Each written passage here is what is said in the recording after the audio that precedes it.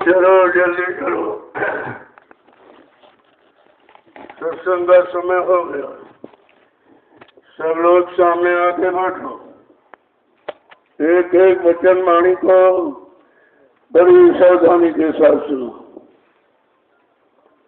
जब सत्संग सुनोगे तब तुम्हारी समझ में आएगा कि सत्संग किसे कहते हैं। क्योंकि सत्संग कोई कथा वार्ता का नाम नहीं है। सत्संग कोई भाषण स्पीच प्रवचन का काम नहीं है। सत्संग कोई मनोरंजन नहीं है। ये संत महापुरुषों की वचन वाणी जो हम सब जीवों की व्यापार कहानी है। जीवात्माएं भवसागर के पार कैसे जाएंगी, अपने सच्चे मालिक प्रीतम का कैसे दर्शन दीदार करेंगी। प्रेमियों, इस युक्ति का नाम है सत्संग और मिलाने वाले को कहते हैं संत सतगुरु। ये दोनों चीजें हमें आप कुछ समय से मिली, लेकिन हमने अपने उनकी कदर नहीं की। किसी पुण्य कर्म के कारण संत महापुरुषों के दर पे तो आप पहुंच गए, लेकिन आपने उनकी कदर नहीं की, उनको जाना माना पहचाना नहीं, जैसा धोखा हो गया। और ये इतना बड़ा धोखा है जिसकी पूर्ति रुपये पैसे धन दौलत सामान से नहीं हो सकती। क्योंकि सतगुरु दयाल की दया ये रुपये पैसे से मोल नहीं मिलती। जब उनकी मौज मर्जी हम सब कलयुग के जीवों पर हो जाती है तो वो अपनी दया की बरसात कर देती। अब यह है उनकी दया की बरसात में कितने टिक पाते, कितने छोड़ के भाग जाते। इसी को कहते हैं छटनी और कटनी। तो बहुत पहले इशारा किया गया था कि जब मेरी संगत बढ़ेगी तो बच्चा छटनी होगी और कटनी होगी। इस पर जो लोग बच्चों को इशारों को नहीं समझ पाए तो कुदरत चटनी भी कर देगी। देखो ये सब हुआ है और हो रहा है, लेकिन समझ में क्यों नहीं आ रहा कि आपने बच्चों को सुना लेकिन तुम्हारे मन ने स्वीकार नहीं किया। जब वचन भूल जाओगे तो दुआ दया के भंडार से हजारों कोस दूर चले जाओगे। यही तो कि बच्चों की पकड़ होनी चाहिए। सुनना तो सभी तो कानों का विषय सुन लेंगे, कान अच्छा बुरा सभी सुनते, लेकिन जब तक मन बच्चों का नहीं पकड़ेगा और अपना आधार नहीं बनाएगा तब तक इसमें बदलाव नहीं हो सकता। जब तक बदलेगा नहीं तब तक कुछ होने वाला नहीं। ऐसे कितना समय निकल गया जीवों का सत्संग सुनते सुनते और सुनाते सुनाते, लेकिन मिला कुछ नहीं। क्योंकि ये वचन सुनने सुनाने का विषय ही नहीं, ये तो करने कराने का विषय। जब करोगे यानी करनी में उतारोगे तो करनी का फल आपको मिलेगा। बकनी का सुनने सुनाने का कोई फल नहीं, फल तो करने कराने का। जब तक संत महापुरुष उस करनी को कराने वाले जो आध्यात्मिक करनी, भौतिक करनी हम आप दिन रात करते हो, शरीर इंद्रियों के लिए परिवार के लिए तो सब करते रहते हो, लेकिन आत्मिक करनी तो शुरू नहीं की आपने। और असली काम है आत्मा के गई परमात्मा से मिले, अपने घर पहुंचे तब तो ये काम संभव है। कहने का मतलब ये है जब सत्संग में आओ तो बड़ी चौकसी के साथ एक एक वचन को ऐसे सुनो जैसे पी जाओ उसको। जब पी जाओगे तो उसका असर अंदर में होगा। जैसे वचनों का असर हुआ तो भक्त से आपको विश्वास हो जाएगा, और विश्वास हो जाने के बाद फिर मतलब वो चीज हटती नहीं, छूटती नहीं। तो जब भी मौका मिले घर जैसी परिवार से, खेती की दुकान दफ्तर की जितनी व्यापार मजदूरी से, तो सत्संग की भूख प्यास रखा करो। सत्संग ही तो आपको जगाएगा, सत्संग आपको चिताएगा, होश में ले आएगा, और सत्संग उधर से इधर की तरफ मोड़ के खड़ा करेगा। फिर यह सत्संग आगे को चला देगा। और कोई पूजा पाठ, कोई शारीरिक इंद्रियों का कर्म शुभ करो आप, लेकिन उससे न तो मन सुधरेगा न जीवात्मा जगेगी। कितने लोगों ने पूजा पाठ किया, पूजा पाठ, तीर्थ व्रत, दान, अमन, जप, तप, गंगा स्नान, ये करते करते कितने को जीवन चले गए, न मन ठीक हुआ न जीवात्मा को कोई काम शुरू हुआ। क्योंकि जीवात्मा शरीर में तो है लेकिन शरीर के नाके में बैठी हुई, शरीर से अलग सबसे ऊपर, जहाँ गंदगी का कोई लवालिश नहीं है, वहाँ बैठी है और वहीं से अपने मित्र मन का इंतजार कर रही। क्योंकि जब सत्यलोक से उतारी गई तो नीचे के लोक में आई, बीच के लोगों में यानी त्रिकुटी धाम में आई, तो वहीं से मन को साथी बना लिया। कहा चलो हम तुम दोनों नीचे चलते हैं और देख करके वापस लौट आएंगे और बिना तुमको साथ ले मैं वापस नहीं आऊंगी। बस यही वचनबद्ध था, आज तक उसको परेशान किया। वो इंतजार कर रही, वो उधर नीचे उतर गया, इंद्रिय भोगों में चला गया, वहाँ गंदगी में इतना फंस गया कि अब निकलना उसका बड़ा मुश्किल है, खुद तो नहीं निकल सकता। अब कोई समृद्ध सहयोगी मिल जाए, इसी समृद्ध सहयोगी को सदगुरु कहते हैं। जब तक वो नहीं मिलेंगे न मन उधर से हटेगा न इधर जीवात्मा इधर से उधर चल सकेगी, ये दोनों काम छूट जाएंगे। तो कितनी बड़ी दया कृपा मेहरबानी संत महापुरुषों ने किया इस कलयुग में हम सब गंदे कमजोर जीवों के लिए। कितनी मेहनत की, कितना परिश्रम, संघर्ष, यात्राएं उठाई, लेकिन हम लोगों ने उनकी कदर नहीं की, उनको जाना माना पहचाना नहीं कि भाई किस काम के लिए आए हैं और क्यों आए हैं और कौन सा काम करके जाएंगे। अगर ये सब जानकारी हो जाती तो अपने समृद्ध मालिक को कभी नहीं छूटती। मैं यहाँ तो सब छोड़ के भाग गया, कोई टिका ही नहीं, और एक नहीं 45 करोड़ को सतपथ के रास्ते में लाकर खड़ा किया और जीवात्मा जगह परमात्मा से मिले, यानी अभ्यास कराने के लिए नामदान दिया। अब नामदान की कोई कीमत नहीं समझ पाए, न बच्चों की कीमत सत्संग की और न नामदान की। जब दोनों चीज छूट गई तो आपको मिलने वाला कुछ है। ऐसे कितने को जीवन निकल गए और निकले जा रहे हैं, आप बराबर देख रहे हो, लेकिन काम उधर का कुछ है, क्योंकि हमें इधर काम से फुर्सत नहीं मिलती। कहा कब तक इधर फंसे रहोगे। किसी का 40, 45, 50, 60, 70 निकल गया सब समय। जब कितना समय आपका इस शरीर में रहने का और भोगों में फंसने का और परिवार में उलझने का कितना समय रहेगा। बस इतना ही समझ लिया जाए तो काम हो जाए। बल्कि संत महापुरुषों ने तो गर्गस्थी छोड़ने के लिए आदेश नहीं दिया, क्योंकि ये रह नहीं सकता, बगैर गर्गस्थी तो रह ही नहीं सकता। क्योंकि कलयुग में अन्न कोश में प्राण, अन्न में प्राण है और अन्न रोटी केवल आश्रम में, और किसी आश्रम में रोटी का न ब्रह्मचर्य न बालकपन न संन्यास। लेकिन ये सब आश्रम बगैर गृहस्थाश्रम के रह नहीं सकते, चलाए नहीं जा सकते। इसलिए कलयुग में गर्गस्थी में रहने का आदेश किया, लेकिन ये कहा कि गर्गस्थी परिवार में तो रहो लेकिन थोड़ा संयम करो। अब संयम की बात समझ में आई नहीं। वाणी का संयम, दृष्टि का संयम, कान सुनने का संयम, चलने फिरने का, खाने पीने का, सोचने समझने का, करने कराने का एक तरह का नहीं। तो संयम सब समझ में आया नहीं, तो खोल के कहना पड़ा कि गर्गस्थी परिवार बाल बच्चों के बीच तो रहो लेकिन थोड़ा ब्रह्मचर्य का पालन करो। ये क्या है? का ये शरीर की ऊर्जा, ये शक्ति है। अगर ये इकट्ठी नहीं करोगे तो मन को कंट्रोल नियंत्रण में कर नहीं सकते हो और जीवात्मा की जगाने में और कोई चीज सहयोग नहीं करेगी। संसार की कोई वस्तु जीवात्मा के काम आने वाली नहीं। हाँ, ये है कि अगर इसका पालन कर लो और शक्ति हो जाए तो आपको भजन सिमरन ध्यान में मदद मिल जाएगी। जब शरीर में ताकत नहीं है तो आप बैठ भी नहीं सकते। यदि आ जाए 2 घंटे बैठो तो 5 मिनट में सो जाते, तुम 5 मिनट में नींद आ जाएगी। अभी सत्संग शुरू होगा, कितने सोने शुरू कर दें, उधर सत्संग शुरू, इधर सोना शुरू, क्योंकि ये वचन बर्दाश्त नहीं होते मन को।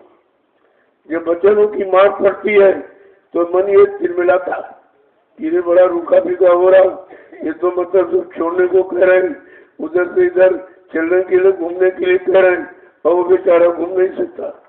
क्यों कह रहा भोग वासना मुझे भरी मुझसे सत्संग क्यों ना जाए। इतनी भोग वासनाओं में लिप्त हो गया हूँ कि सत्संग वचन हमसे सुने ही नहीं जाते। जैसे वचन उच्चारण हुए कान में पहुंचे और नींद आ गई, सुस्ती आ गई और मन इधर उधर भगने लगा। बच्चों को पकड़ के टिकता नहीं, बच्चों को सुनता भी नहीं। जब सुनोगे नहीं तो फिर करोगे कैसे। एक एक वचन को बड़ी सावधानी के साथ जय गुरुदेव जय गुरुदेव जय गुरुदेव जय गुरुदेव नाम किसका जय गुरुदेव नाम किसका जय गुरुदेव नाम किसका प्रभु का प्यारा नाम समृद्ध दाता दयालु पूज्य स्वामी जी महाराज आज के इस नैमिषारण्य की तपोभूमि में प्रातःकालीन लघु सत्संग में सम्मिलित होने वाले समस्त गुरासिक प्रेमी भाई देखो, जब कभी ऐसा अवसर मिला पहली बात तो ये समझना चाहिए कि हमारे पर गुरु और हरि की दया होगी। बिना परमात्मा की कृपा के संत महात्मा नहीं मिलते और बगैर संतों की दया के इन जीवात्माओं का उद्धार नहीं हो सकता। ये दोनों चीजें सिद्ध है और सत्य है और समय से आपको दोनों चीजें मिली भी, लेकिन आपने संभाल के रखा नहीं। जब संभाल के कोई चीज नहीं रखोगे तो उसका लाभ आपको कैसे मिले। तो और जो चीज संभाल के रखते हो, जितना काल का सामान बहुत संभाल के सुरक्षित रखते, लेकिन दयाल की कोई चीज पकड़ के आप रखते नहीं हो और काम दयाल की चीज आएगी, काल का तो सामान ही छूट जाए। जो भी आप इकट्ठा कर रहे हो या किया हो या करने के प्रयास में हो, वो सब यही छीन लिया जाएगा। क्योंकि जब हम आप माँ के गर्भ से नंगे आए और अकेले आए, किसी को साथ लेके नहीं आए, कोई सामान लेके नहीं आए। जब आने की स्थिति हमारी यही है तो यहाँ जब तक रहोगे तो उसने ये सामान आपको दे दिया। हमने समझा कि हमारी सुविधा की है, लेकिन उसने फंसाने का सामान दिया और किसी में फंसा नहीं सकता। जब ये फंसाने का सामान दे दिया, इस सामान को हमने आपने अज्ञानता भूल बस अपना मान लिया। देखो, बस यही से कमी शुरू है। जो अपना नहीं है उसको अपना मान लिया और जो अपना है उसको छोड़ दिया। अब यही तो पकड़ नहीं है कि अपना कौन पराया कौन, क्योंकि हमारी आपकी मुद्दतों से ईगो से पकड़ इसी सामान की है जो काल ने बनाया। और काल ने इसीलिए बनाया था कि इसी सामान में हम इसको फंसा लेंगे और लंबे समय तक फंसाए रखेंगे और इसी के अलावा कहीं उसको जाने नहीं देंगे। जब इसी में फंसता रहेगा, कर्म करता रहेगा तो आता जाता रहेगा, जिसको आप जन्म मरण कहते हो। अब कर्मानुसार किया तो मन ने तो आदेश दिया और शरीर से करा दिया। शरीर इंद्रियों से इतना होशियार है कि अपना रस भोगों का पाने के लिए शरीर इंद्रियों को लगाया, उनसे कराया और ऐसा बना लिया और मार इस पर पड़ती। तभी तो महापुरुषों ने कहा, अपराध करे कोई और सजा कोई और पावे। अपराधी मन है और पीटा जाता तन बेचारा। ये शरीर पीटा जाता इसी पर मार पड़ती है, क्योंकि जिसने कराया, जिसने आदेश दिया, वो तो दिखाई नहीं पड़ता। अंदर में बैठा चुपचाप सारी हरकत किया करता। इसीलिए महापुरुषों ने कहा, समग्र कार्यों का आरंभ मन से ही होता है। मन ही तो करता है और उसकी तरफ किसी का गौर ख्याल गया नहीं और सब इसी में घुस गए। क्या ऋषि, क्या मुनि, क्या योगी, क्या महर्ष, क्या अवतारी शक्तियां, क्या ज्ञानी विज्ञानी, सब उसी में घुसे रहे। उसने किसी को निकलने नहीं दिया। देखो कितना शक्तिशाली मन, और शक्तिशाली हम ही आपने बनाया। जब भोगों की प्राप्ति कराते रहोगे तो ये शक्तिशाली होता रहेगा। उधर जीवात्मा बेचारी उपवास कर रही है, क्योंकि वो तो यहाँ की पूरी सामान का प्रयोग करती है। शब्दहारी सूरत, शब्द का आहार भोजन करने वाली जीवात्मा, और शब्द यहाँ है नहीं। जब तक नाम भेदी शब्द भेदी सत्संग नहीं आएंगे उसको सत्य का आहार कोई दे ही नहीं सकता। और जब तक आहार भोजन नहीं मिलेगा कमजोर तो ही जाए। कहने का मतलब ये है, जब सदगुरु दयाल आए तो उन्होंने अपनी जीवात्मा की संभाल की ही बात की।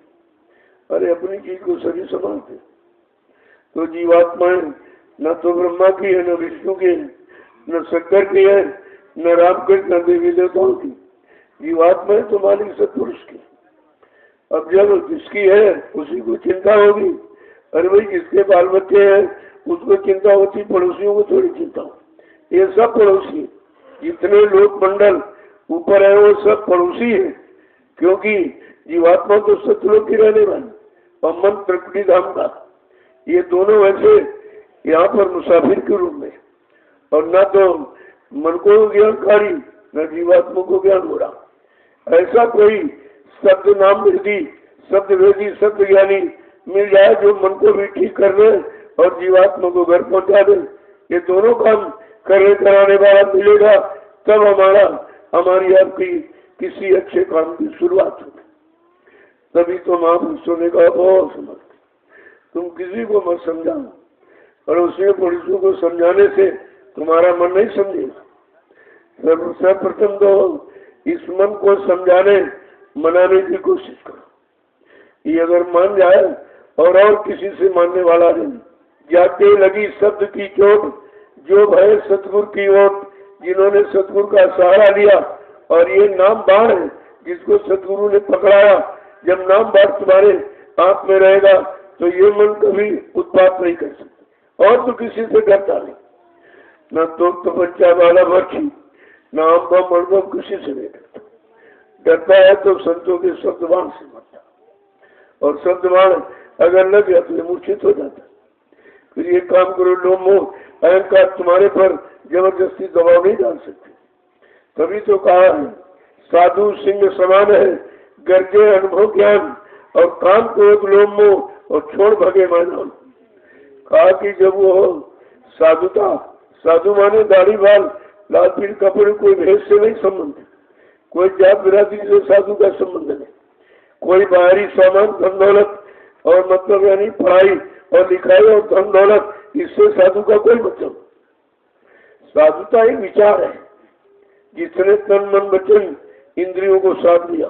जो शाकाहारी सदाचारी ब्रह्मचारी उसी को तो साधु कहते। यहाँ साधु की पहचाने नहीं, न तुम साधु जानते हो, न महात्मा को जानते हो, न गुरु को जानते हो, न संत को जानते हो, न सतगुरु को जानते हो। जब इन्हीं को नहीं जानते हो तो परम संत को कौन पहचानेगा। तो कलयुग में अनोखी शक्ति आई।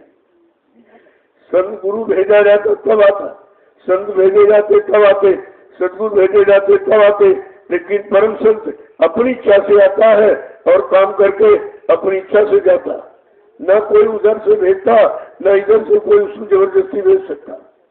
वो अपनी इच्छा के मालिक होते, तभी तो उनको मालिक कहा गया। वो मालिक है और बाकी मालिक क्या कोई है। अब जब मालिक को भूल गए तो तुम रह कैसे थे। कोई मालिक नहीं होगा तो हमसे मजदूरों को मजदूरी कौन देगा, हमारी सबकी देखभाल कौन करेगा, रक्षा सुरक्षा हिफाजत कौन करेगा। अगर ये सब जानकारी हो जाए तो भी परेशानी सब खत्म हो जाएगी। और ये जानकारी बगैर सत्संग हो नहीं सकती। ये कथा वार्ता से जानकारी नहीं हो सकती। शारीरिक इंद्रियों की कोई क्रिया, कोई साधन करो, उससे भी ये जानकारी नहीं हो सकती। वो तो संत वचनों में सारी जानकारी भरी पड़ी है, लेकिन संत वचन मिलते कहाँ। कहा शुद्ध धारा और लक्ष्मी पापी के घरों, तो सबके पास, ये सबके पास शुद्ध माना बेटा, धारा माने स्त्री, और लक्ष्मी धन दौलत, दुकान मकान सबके पास है। चाहे चोर हो, चाहे डकैत, चाहे अच्छा चाहे बुरा, चाहे पापी परमात्मा, तो सबके पास। लेकिन संत दरस हरि कथा गोस्वामी दुर्लभ। तो अगर दुर्लभ है संसार में तो संतों का मिलन और जीवात्मा पाने की युक्ति था कहाँ है। इसी दो बातों के लिए तो मानव तन मिला हुआ कि जब जब संत जगत में आवे, खोज भाग उनके डिंगाओ, आदि रहो गिरो चरणों में, करो बंदगी निश्चिल्ला, तो उन पर हमारे आप पर उनकी दया हो जाए। ऐसे दया मिलने वाली नहीं। तुम निंदा आलोचना बुराई करते हो, तुम दुनिया की गंदगी इकट्ठा करते हो। अरे गंदगी में तो कोई नहीं बैठता, तुम ही नहीं गंदगी में बैठोगे तो मालिक कैसे गंदगी में बैठ जाएगा। कहते जब तक सफाई नहीं, कल अंदर सफाई और बाहर सफाई, अंदर सफा बाहर सफा, तो मालिक क्यों खफा रहेगा, क्यों आपसे नाराज रहेगा। ना तो अंदर में सफाई न बाहर, दोनों तरफ से गंदगी से हम लोग करे पड़े और कहते मालिक दया नहीं कर, पता नहीं क्यों मेहरबानी नहीं हो रही, क्यों कृपा दया पाने के लिए शुद्धता चाहिए। यही शुद्धता तो जरूरी है। और इसी गंदगी को गंदगी कहते हैं। बाकी जात पात की कोई गंदगी नहीं, गंदगी थी बुरे कर्मों की, बुरे खान पान की, वो तो लोगों में भरी पड़ी। और जात पात जो पारस्परिक प्रेम प्यार मोहब्बत, एक दूसरे के कामना सेवा करना, वो तो आपने झगड़ा कर दिया, वहाँ आपने झगड़ा फैला, ये छोटा है, ये गरीब है, ये छोटी जाति का, आपने नफरत किया। जहाँ से प्रेम प्यार मोहब्बत होना था वहाँ तो नफरत, और जिससे नफरत करनी चाहिए वो सब भरे पड़े। गंदा खान पान और गंदे कर्मों से बिल्कुल ओतप्रोत। जब गंदा खान पान हो गया तो आंखें गंदा देखने, कान गंदा सुनने लगे, पैरों से चलकर गंदगी का बटोरने लगे, हाथों से भी करने लगे, और मन से बुरा संकल्प विकल्प करने लगे, और बुद्धि से बुरा निर्णय लगे। इसी को कहते हैं खराबी। और इस खराबी तो अभी तक समझ नहीं किसी की आई, क्या खराबी है क्या अच्छाई। अच्छाई बुराई का परिचय सत्संगी देगा, क्योंकि जब सत्य का संग करोगे तब अच्छाई बुराई का परिचय मिलेगा कि अच्छा क्या बुरा क्या है। अब अच्छा कहाँ मिले, किसके द्वारा मिलेगा। जब अच्छाई पकड़ लोगे तो बुराई अपने आप खत्म हो जाए, लेकिन अच्छाई पकड़ना नहीं चाहते और बुराई छोड़ना नहीं चाहते। दोनों बातें कि बुराई को छोड़ेंगे इसलिए नहीं कि बुराई को अपना मान बैठे। अरे भाई वो तो बुराई है, कर भला तो हो भला और कर बुरा तो हो बुरा। अगर इस सिद्धांत को जान लेते फिर भी बुराइयों से दूर हो जाते। कोई गंदगी आप इकट्ठी नहीं करते, लेकिन काल के जीव की पहचान तो यही है, जो गंदगी इकट्ठे कर रहे हैं, इसकी निंदा उसकी बुराई, इसके सिवा कोई अच्छाई का काम नहीं, अच्छाई का कोई प्रमाण नहीं, अच्छी बात कोई कहना बताना नहीं, अच्छे काम कोई करना नहीं। तो आपको तो समझना चाहिए कि काल और दयाल के जीव कौन है, और है देश काल का। तो जहाँ जिसका देश है उनकी तो बाहुल्यता होगी, उनकी मतलब यानी संख्या ज्यादा होगी और अच्छे की कम होगी। यही कारण है कि अगर सब अच्छाई होती तो महापुरुषों को हम सब जीवात्माओं को जगाने में देर नहीं लगती। देर तो इस बात की है कि हम लोग इतने गंदे हैं और गंदगी को छोड़ना भी नहीं चाहते। पहली बात तो गंदगी को गंदगी मानते नहीं, अभी तक मान ही नहीं पाए कि गंदगी है क्या, और छोड़ना तो बहुत दूर। जब गंदगी को एहसास करोगे कि हमारे में गंदगी है तो छोड़ने का प्रयास करोगे। जब छूट जाएगी तब अच्छाई आ जाएगी।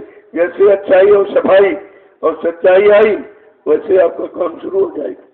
गंदगी में कोई काम नहीं, कितनी मेहनत करो, कितना परिश्रम, कितने श्रम समय पूंजी खर्च करो, लेकिन गंदगी में कोई काम होने वाला नहीं। क्योंकि सिद्धांत है कि निर्मल जन मन सो मोहि पावे और मोह छल छिद्र कपट नहीं होगा। का न धनवान न बलवान न बुद्धिमान ये हमको कोई नहीं पाएंगे, या जाति वाला या रूप रंग वाला या मंदिर बनाने मस्जिद बनाने वाला या पूजा करने वाला का भाई ये नहीं मानेंगे। हमको पाएंगे जिसका मन निर्मल पाक सा पवित्र और मन सबके खराब। मनी तो निंदा चुगली में लगाए आप, और अभी तक नहीं समझ पाए हो कि हमें गंदा काम कर रहे हैं, गंदगी इकट्ठा कर रहे हैं, तो इससे कुछ होने वाला है नहीं। क्योंकि सिद्धांत ये कहता कि निर्मल मन जन सो मोहि पावे, जिसका मन निर्मल पाक सा पवित्र होगा वो मुझे प्राप्त होगा।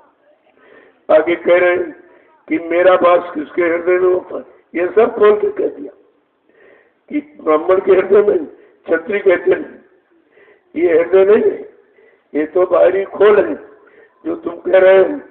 कहा कि जात पात धन धर्म बड़ाई और कुल परिवार सुखद समुदाय और इन्हें त्याग भजे मन लाई और ताके हृदय बसे प्रभुलाई। का प्रभु का वास उसके प्रेम होता है। ये सब तुम्हारे घर में लिखा पड़ी। संतों ने कोई चीज पर पर्दा नहीं डाला। संत गोस्वामी जी महाराज ने रामचरितमानस को इसीलिए रखा, लिखा और रखा कि जब ये वचनों को सुन लेगा और समझ लेगा तो मतलब यानी हर चीज इसके पास हो जाएगी। तो उन्होंने तो 550 वर्ष पहले से लिख के रखा और तुम अभी तक नहीं सुन पाए। जब पुराना नहीं समझ पाए तो नया ही कैसे समझे? यानी जब भूतकाल को नहीं जान पाए हो तो वर्तमान तुम्हारी समझ में कैसे आएगा? और जब तक वर्तमान समझ में नहीं आएगा तो भविष्य बनने का कोई प्रश्न नहीं उठता। वर्तमान से भविष्य का निर्माण होता है और ये सब कुछ नहीं रहा।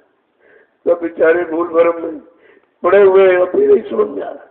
इतनी ठोकर लगने के बाद इतनी अमोलक चीज पास से निकल गई, चली गई, और फिर भी नहीं सोच पा रहे कि हम हानि में है कि लाभ में।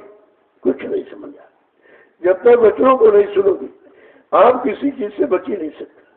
बचने बचाने का काम केवल संत महापुरुष के बच्चे नहीं करते।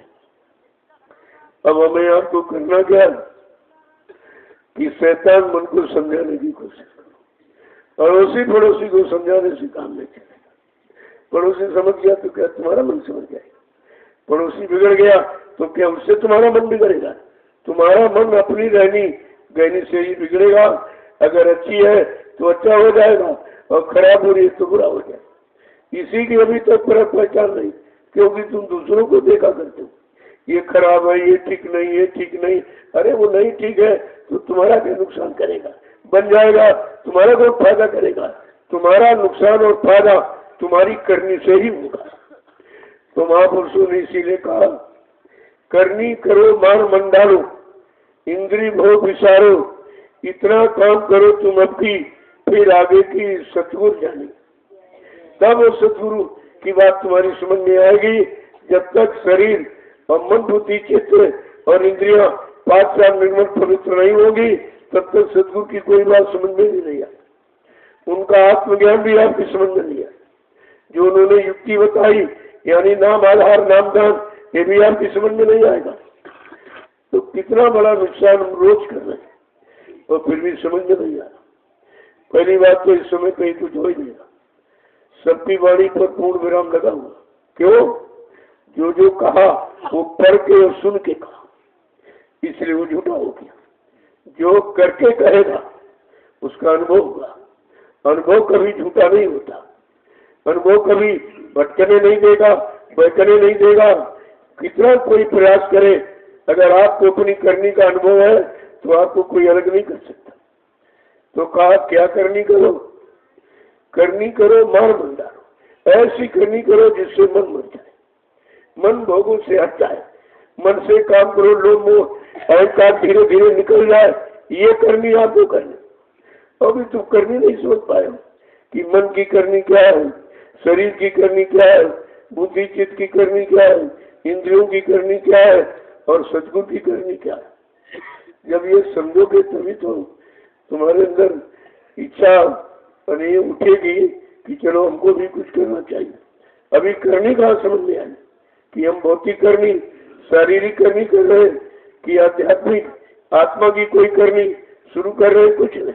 आत्मा के बारे में तो बिल्कुल एकदम शून्य है, उसकी तरफ तो बिल्कुल ध्यान ही नहीं कोई दे रहा। और जबकि असली काम वही है, जीवात्मा निकल जाए तो शरीर बेकार, और शरीर के लिए जो सामान इकट्ठा किए भी बेकार। वो शरीर तो प्रयोग तभी कर सकता है जब चेतन जीवात्मा शरीर में रहेगी और शरीर जिंदा यानी चलता फिरता उठता बहता रहेगा, तब तो सामान का भी प्रयोग कर लेगा। नहीं ये सामान इकट्ठा किए भी बेकार। न घर में रह पाएगा, न दुकान मकान चला पाएगा, न बाल बच्चों से मिल पाएगा, यानी कोई काम आप कर ही नहीं सकते। इतनी बड़ी ऊर्जा शक्ति ताकत जीवात्मा और सब कहता है, और अभी तक उसी की जानकारी नहीं हो पाई, क्योंकि सब इसी में फंसे पड़े। जब निंदा चुगली बुराई से फुर्सत मिलेगी तब तो कि अच्छे रास्ते की तरफ चलोगे बढ़ोगे, तभी तो अच्छाई तुम्हारे में आ पाएगी और सबको अच्छा बनाने में आप सफल हो पाओगे।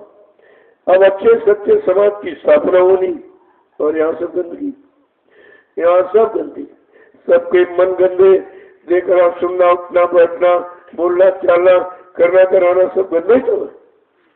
जब गंदगी भरे हो तो अच्छाई की तरफ तुम कैसे चलोगे? जब तक वो चीज हटेगी।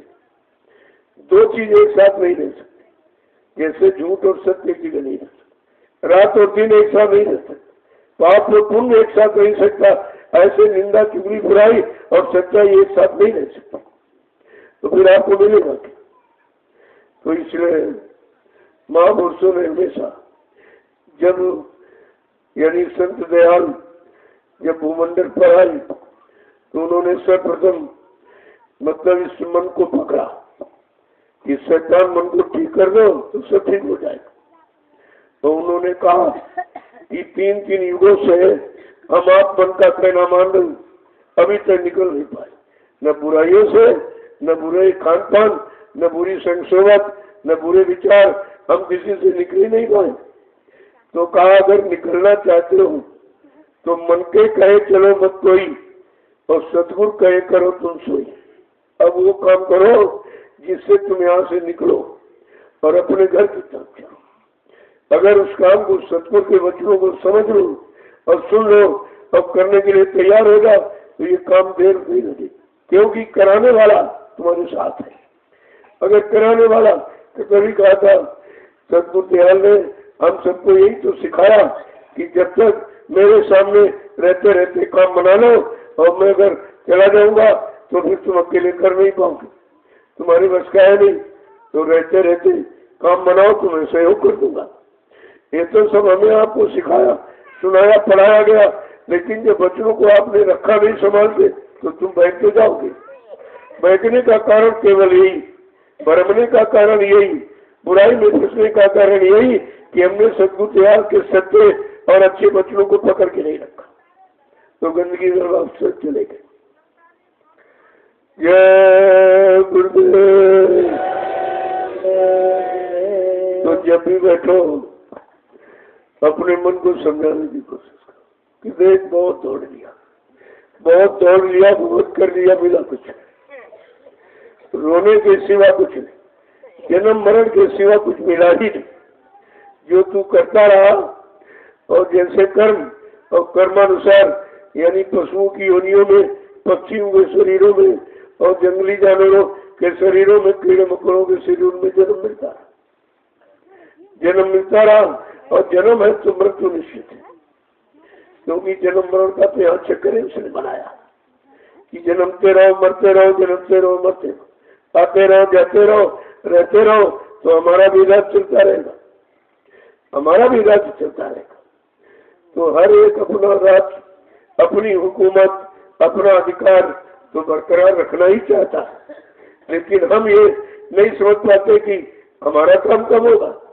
ये तो हम दूसरे का काम कर रहे हैं, अपने काम के लिए हमारे आपके पास फुर्सत है। ये निंदा आलोचना बुराई दूसरे तो काम कर रहे, ये दूसरे की गंदगी उठा रहे हो और इसी गंदगी में फंसे रहोगे। तुम अपनी गंदगी कब निकालोगे, क्योंकि तुमको अपनी गंदगी दिखाई नहीं देती। प्रचार तो ये है कि जहां तक बन सके अपनी गंदगी को देखा करो, और धीरे धीरे जब सत्संगों में आओ तो एक दैनिक डायरी बनाओ, उसमें लिखो कि हमारे में बुराइयां कितनी, और जब एक सत्संग में आओ तो एक बुराई निकालने के लिए निशान लगा दो, एक बुराई निकालूंगा, एक अच्छाई पकड़ूंगा। तो इतनी बुराइयां आप में नहीं है जितना सत्संग मिल चुका। अगर एक एक बुराई निकाली होती और एक एक अच्छाई को पकड़ा होता, अब तक जीवन पाक साफ निर्मल पवित्र हो गया होता और उधर चलने की तैयारी शुरू हो जाती। लेकिन वो हम करते ही कहा, हम अपनी मनमानी में लगे। गुरबानी और संतवाणी तो समझ में आती नहीं, और समझना भी इतना आसान नहीं, क्यों संत बचन अटपटे, झटपट लखे न कोई, और जो झटपट लखे तो झटपट दर्शन हो। फिर देरी क्या है? देरी तो इसी बात की कि हम लख माने देख नहीं पा रहे, हम कर नहीं पा रहे, हम समझ नहीं पा रहे, हम लाभ के करीब जा नहीं पा रहे, सच्चाई से दूर हटते चले जा रहे, बुराइयों में घुसते जा रहे। तो ये काम कैसे होगा? अभी किसी को समझ नहीं आता। इसका मतलब अभी सतयुगी जीवों की संख्या कितनी कम है, तो सतयुग कैसे आएगा? अभी तो बताया गया कि कलयुग जाएगा और सतयुग आएगा। जाएगा भी जरूर और सतयुग आएगा, लेकिन जाएगा कैसे? क्योंकि कलयुग बनाने का तो किसी के पास उपाय है नहीं, कोई बल शक्ति नहीं है। कलयुग का राज है, यहाँ का राजा है, तुम राजा को कैसे भगा दोगे? लेकिन महापुरुषों ने जो वचनों की बात कही है, अगर वचन तुम्हारे अंदर हो जाए, तुम अपने अंदर से कलयुग निकालो। हमारे आपके अंदर तो कलयुग बैठा हुआ। अगर हम किसी की बुराई की तरफ जा रहे, किसी की भलाई सोच ही नहीं पा रहे, करना करो, उससे तो लिखा कि भलाई करो, हो सके जीवन में भलाई ही करो तो तुम भले हो जाओगे। तो करना करो दूर तक सोच नहीं पा रहा, अभी निंदा आलोचना बुराई में फंसा, तो भलाई कैसे करे? दो तो काम एक साथ हो नहीं सकते कि भलाई भी करो बुराई भी करो। जब बुराई करते करते इतने बुरे हो जाओगे कि अच्छाई लोप हो जाए, अच्छाई दिखाई नहीं देगी, अब कहोगे कि अच्छाई यही का यही अच्छाई, उसी को अच्छाई मान लेगा। क्योंकि जो ज्यादा अभ्यास करोगे, ज्यादा दिन उसमें रहोगे, धीरे धीरे हैबिचुअली आदती बन जाओगे और वही आदत कहेगी यही ठीक है, यही सत्य की झूठ है। तो बच्चों की बहुत बड़ी जरूरत है। कलयुग में हम सब जीवों को सत्संग की महती आवश्यकता है। जो सत्संग जहाँ नहीं मिला, ज्यादा दिन निकल जाए, मन मोटा हो जाए, इसीलिए कहा करिए नित सत्संग, बाधा सकल मिटाए, फिर ऐसा अवसर ना मिले दुर्लभ नर्तक पाए। कहते हर रोज दर रोज जितना मिल सके सत्संग करो। और तो करके आपने देख लिया, मिला मिला है कुछ नहीं, और रोते हो, ये परेशानी है, ये बीमारी है, ये झगड़े झंझट है, मतलब तरह तरह के, यही सब आप रोना यहाँ रोते रहते हो, क्योंकि आप वो काम करते नहीं जिससे चले जाए। तो वो बात बताई जाए तो समझ में नहीं आती। तो जब तक नहीं समझोगे तब तक कुछ नहीं होगा। आने जाने से काम नहीं होगा। आने जाने का मतलब हम किस लिए आए हैं, किस काम के लिए आए हैं, क्या लेने आए। जब तक वो लेके नहीं जाओगे तो आने का मतलब ही क्या निकला? अरे भाई बाजार जाते हो तो सौदा क्यों नहीं जाते? सौदा न मिले तो बाजार जाने का मतलब क्या? खेती करते हो, अगर उपज न हो, उत्पादन न हो तो खेती करने का मतलब क्या? दुकान करते हो, कोई मुनाफा न हो, बिक्री न तो कौन करेगा? नौकरी करते हो, अगर तनख्वाह वेतन न मिले तो कौन करेगा? जब सब जगह आपने लगा लिया कि हम लाभ के लिए करते हैं, तो ये परमार्थी लाभ का करो। ये चीज शुरुआत इसकी करो। जब बुराइयों से फुर्सत मिले, खाली मन शैतान का घर, जब मन खाली रहेगा तो शैतान निकले, और खाली है और बढ़ते तो बुराइयों की तरफ ले जाते, अच्छाइयों की तरफ कभी प्रयास करते ही नहीं। तो महापुरुषों ने समझा के कहा बिन सत्संग विवेक न हो। अगर बुद्धि में विवेक ज्ञान निरंतर पहचान करना चाहते हो तो सत्संग ही करेगा। इसके अलावा कोई और रास्ता नहीं, क्योंकि वो झूठ का संग है। जितना भी हम आप शरीर इंद्रियों से मन बुद्धि चित्त लगाकर करते हैं, ये तो झूठा सब है, क्योंकि हमारे साथ जाने वाला नहीं, हमारे काम भी आने वाला नहीं।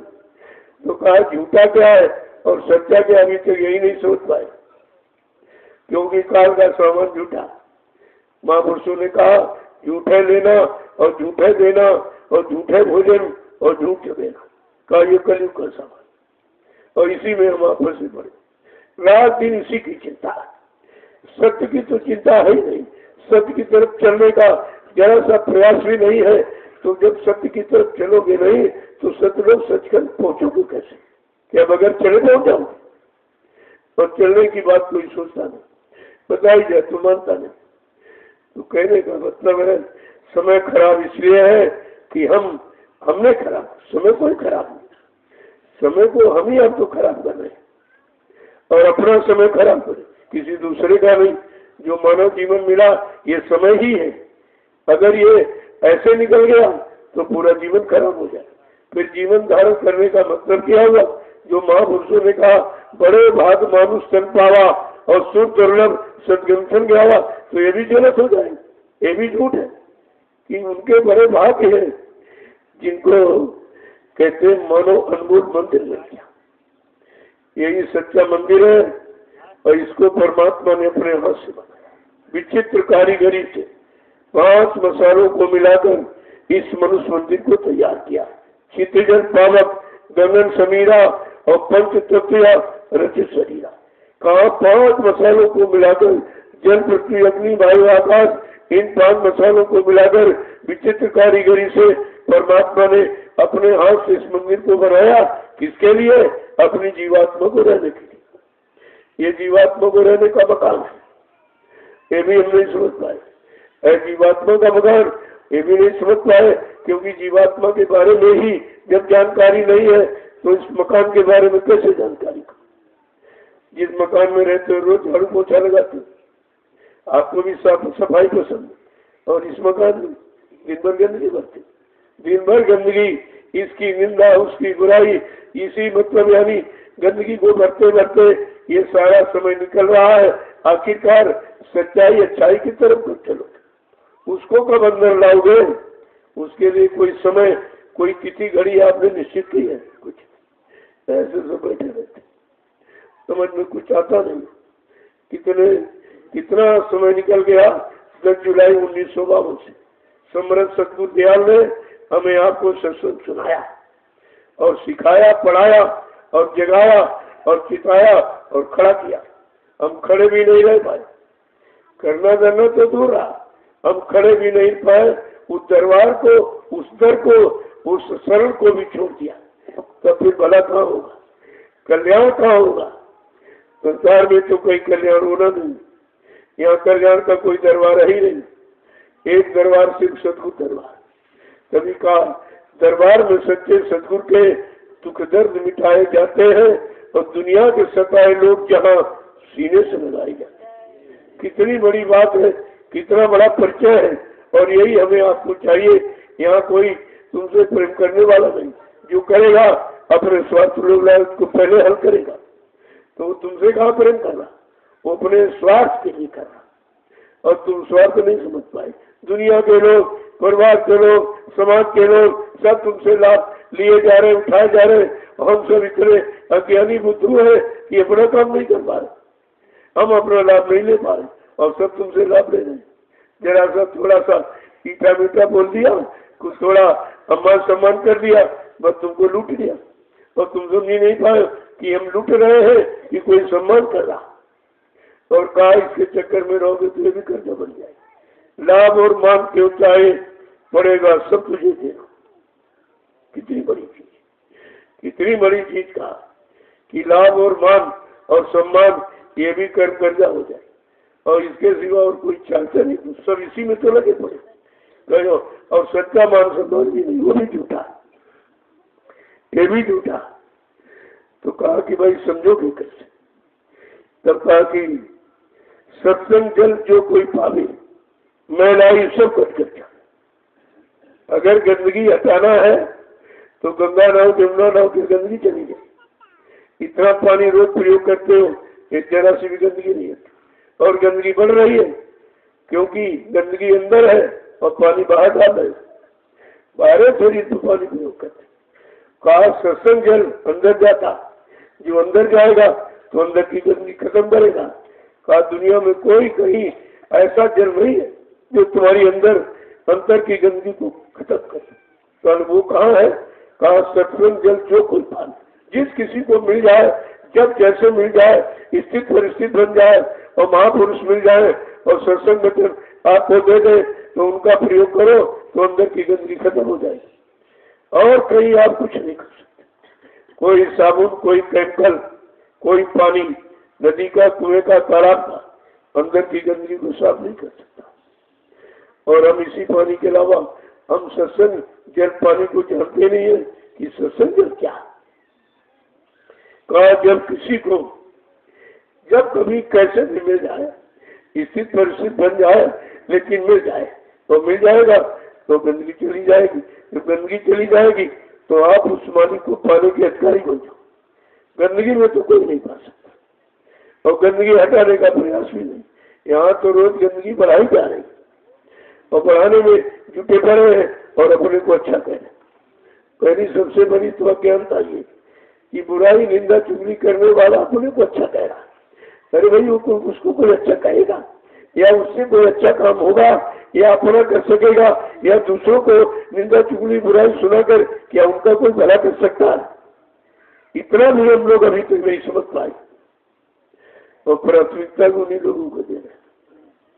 क्या करना चाहिए, क्या करना था, क्या लागे करन, मुझे यही अचंभो भारी है।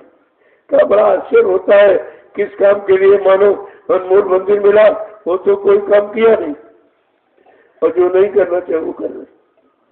तो बताइए जीवन को सार्थक कैसे बनाओ और जीवन शरीर में रहने वाली चेतन जीवात्मा का कल्याण कैसे करो। दोनों काम, न शरीर का काम होगा न जीवात्मा का काम होगा, दोनों काम हमारे आप में रह जाए। जब दोनों रह गए तो फिर आने का मतलब क्या होगा, न हरि भजे न घर सुख पाए और फिरता बिहार गई और दुनिया के प्यार एक हो गए। एक भी नहीं काम, न इधर का न उधर का, क्योंकि न इधर का भी काम अभी नहीं जानते कि इधर हमको क्या करना है। जब जिंदगी भर गंदगी इकट्ठा करते रहोगे, बुराई करते रहोगे और बुराई में ही फंसे रहोगे तो तुम अच्छाई समझने का मौका तुम्हारा निकल जाएगा। ये समय निकला जाएगा और निकल जाएगा, दोबारा ये वक्त अवसर मानव शरीर का मिलेगा। ये सब इसीलिए महापुरुषों ने बताया कि मानव शरीर धारण करने का मतलब क्या। तो कहा था यही तन का फल विषय न भाई, स्वर्ग स्वर्ग दुखताई। इस शरीर का फल विषय भोग नहीं है। नर्तन पाए विषय मंदेही, पलट सुधारते सट विषय। अगर मानव शरीर पाकर और विषयों में कमा दिया तो आप वही कर रहे हो कि हीरा को फेंक दिया और कांच को पकड़ लिया। जब कांच को पकड़ लो तो शरीर हाथ कट जाएगा, लाभ नहीं मिलेगा। तो वो कितने सुनाते हैं, सब बताते हैं कि ठीक। और ये सब महापुरुषों ने अगर बच्चों की दया न की होती तो हम बच ही नहीं पाते, हमसे नहीं बच पाते। गिरी बदरिया पाप की बरस रहे अंगार और संत नाते जगत में तो जर मरता संसार। इसका उद्धार कल्याण होने वाला नहीं था, इस जन्म मरण से छुटकारा मिल नहीं सकता था। तो कहा कि जब उन्होंने देखा कि सब पापे पाप चारों तरफ गिर गया है तो उनको आना पड़ा और आपसे बगैर बुलाए आ गए। हमने आपने बुलाया नहीं और बगैर मांगे हमने धन दे दिया, हमने आपने मांगा भी नहीं था। देखो ये है दया और कृपा, अपनी इच्छा से ये दिया, क्योंकि हम लोग मांगना भी नहीं जानते। हमें यही मालूम उनके पास है क्या, ये क्या लेके आए, क्या देने आए हैं, कौन सा काम हमारा करने आए, हमें कोई जानकारी नहीं, क्योंकि हम सत्संग बच्चों को सुनते हैं लेकिन पकड़ते नहीं। ऐसे तो जीवन निकल जाएगा, तो वो कुछ ऐसे मिलने वाला नहीं। इसलिए जब भी बैठा करो इस शैतान मन को समझो, किसी को मत समझाओ, किसी की तरफ मत देखो। किसी की बुराई देखने करने से तुम्हारा कोई भला नहीं हो सकता और तुम किसी का भला कर भी नहीं सकते। कम से कम अपना भला तो सोचो। जब अपना भला कर लोगे तो तुम दूसरे का भी कर लो। जब तुम्हारे अंदर अभी बुराई के सिवा कुछ नहीं तो दूसरे की भलाई कैसे कर सकते। बुराई भलाई एक साथ नहीं हो सकती। जय गुरुदेव। इसलिए महापुरुषों ने समझा के कहा है और एक एक वचन को बड़ी सावधानी से पकड़ के रखिए। क्या कह रहे हैं, तुम किसी को मत समझाओ, किसी की तरफ मत झांको ताको, अपने मन की झांक ताक करो कि ये खराबी में कितना भी पड़ा है, खराबी की तरफ क्यों निरंतर जा रहा। इसी को उधर से हटाने की और इधर संत वचनों में लगाने की कोशिश करो। कहा कि सत्संग, सेवा और वचन अगर तीनों में लगा दो तो मन की हरकत खत्म हो जाए, सारी हरकत ही खत्म हो जाए। और तीन में से आप एक भी नहीं करते, न सत्संग सुनते करते हो, न सेवा करते हो, न भजन करते हो। करने के लिए लिखा, सुनने सुनाने के लिए नहीं लिखा। तो क्या कह रहे मान कि मन रे मान बचन एक मेरा, मन रे मान बचन एक मेरा, मन रे मान बचन एक मेरा, मन रे मान बचन एक मेरा। अब ये क्यों कह रही है, क्योंकि मन को अपना मित्र बना दिया। कहा कि जे न मित्र दुख होए दुखाई उन्हें भी लोग पातक भारी। जो अपने मित्र के दुख को नहीं हरता है वो दुखी ही रहता है। मित्र का ये भाव। और यहाँ सत्संगी बुराई कर रहा, ये तो बुराई कर रहे। जो परिवार की बुराई, गुरु भाई की बुराई, टाट वाले की बुराई टाट वाला करे तो कहा ये सब नकली है, इनसे बहुत होशियार रहना। जब ये परिवार की बुराई कर रहा है तो परिवार की भलाई कब करेगा? ये तुम्हारा भला तब कर सकता है जब तुम्हारी अच्छाई देखकर इसको ईर्ष्या हो रही, तभी ये बुराई कर रहा, क्योंकि अच्छा ये कर नहीं सकता। अच्छा करना सबके बस की बात नहीं है, और जब अच्छा बस का नहीं है तो अंदर में उनको ईर्ष्या आती है कि मैं नहीं कर पा रहा हूँ, ये कैसे कर रहा, चलो इसकी बुराई करो। अरे उसका काम तो सब देख ही रहे, उसका तो सब सुन भी रहे हैं, तुम्हारे कहने से उस पर कोई ऐसा प्रभाव पड़ने वाला नहीं।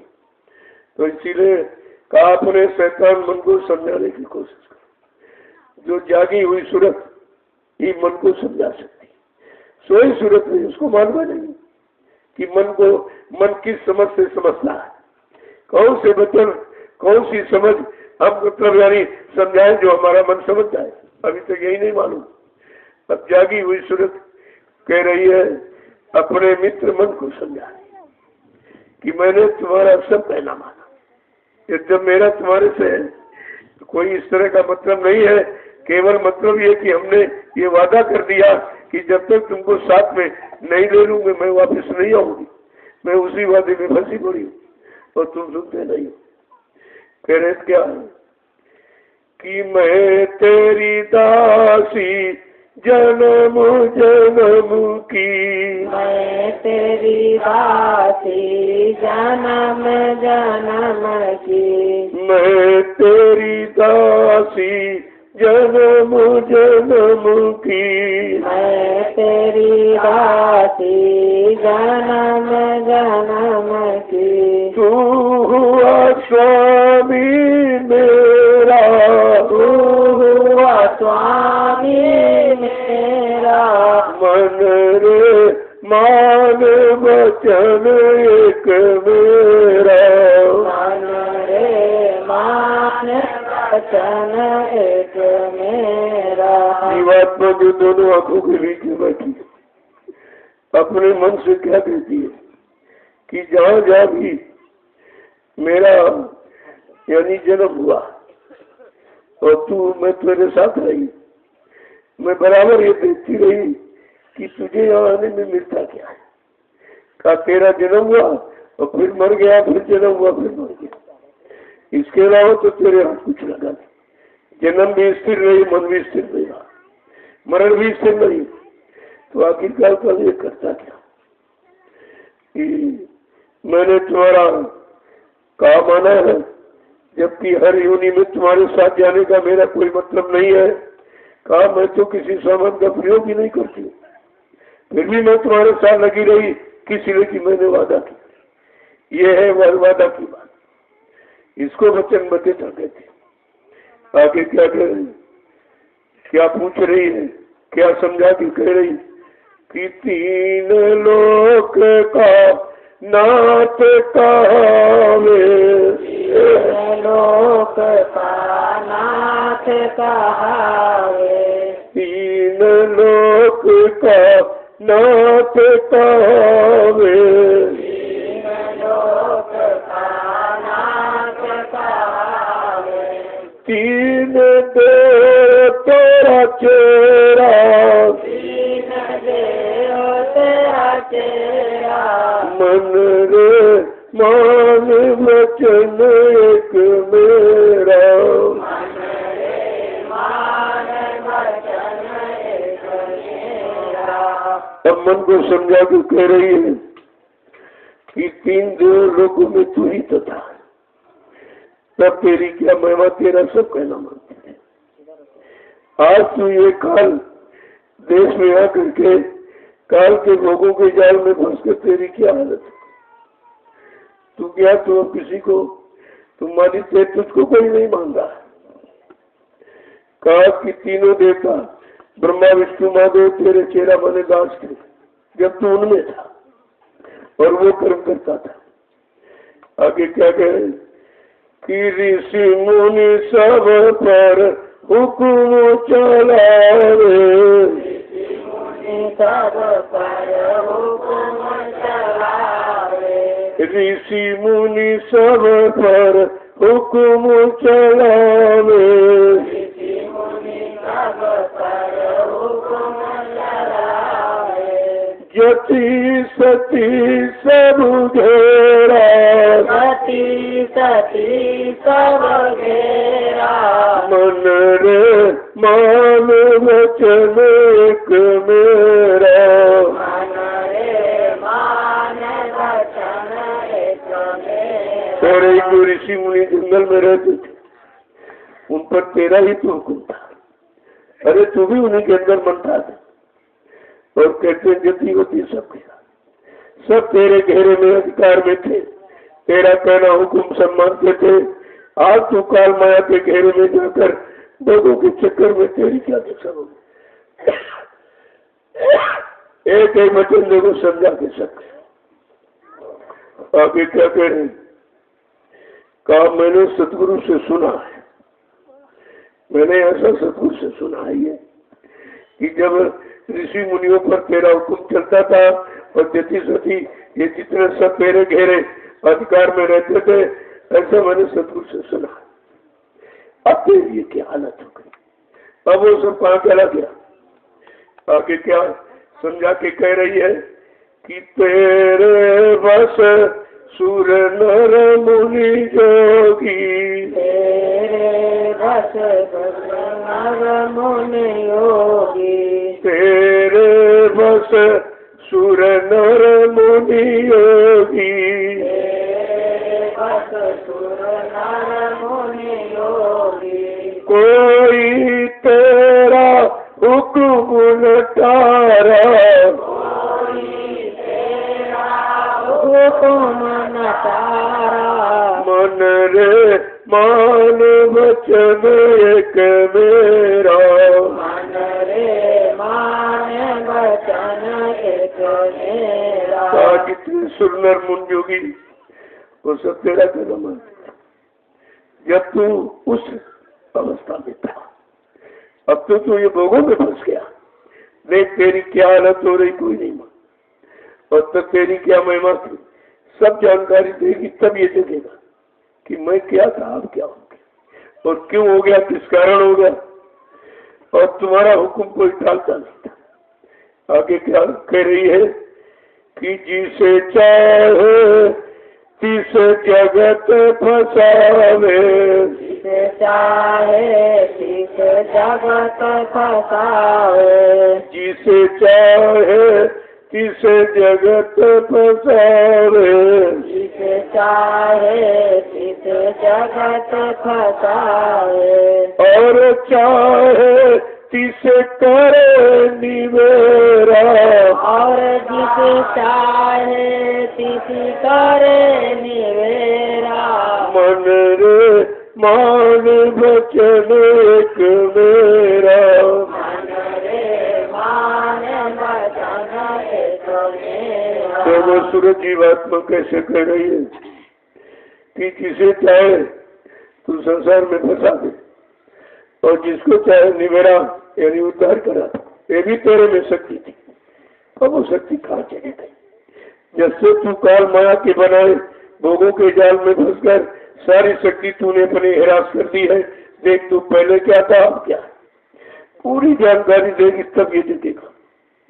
आगे क्या करे कि ऐसी महिमा सुनी तुम्हारी, ऐसी महिमा सुनी तुम्हारी, ऐसी महिमा सुनी तुम्हारी, ऐसी महिमा सुनी तुम्हारी, दात तुम पर करुणी हो रहा, ताते तुम पर करुणी हो रहा, मन रे मान वचन एक मेरा, मन रे मान वचन एक मेरा। ये सब महिमा मैंने सदगुरु से सुनी।